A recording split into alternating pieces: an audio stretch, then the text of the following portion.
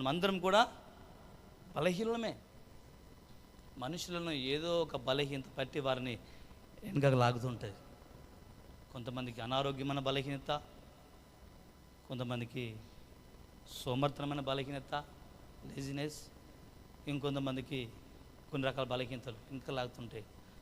మనుషుల బలహీనతలు మనం ఎప్పుడైతే చూస్తుంటామో మనం కూడా వెనుకపోతామండి. మనుషుల బలహీనతలు అలా చెప్తున్నా, ఎప్పుడైతే మనం చూస్తుంటాం మనము వెనుకపోతుంటాం.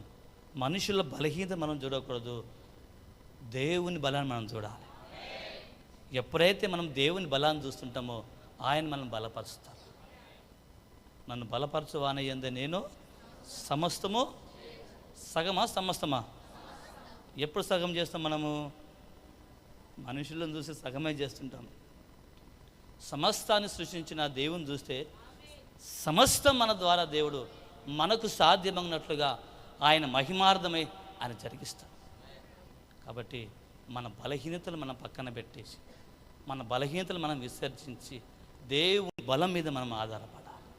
హల్లెలూయా. దావీదు భక్తుని జీవితంలో కూడా అనేక మన బలహీనతలు ఉన్నప్పటికీ కూడా తన బలహీనతలన్నీ ప్రభు పాదముల దగ్గర ఒప్పుకొని విడిచిపెట్టిండండి.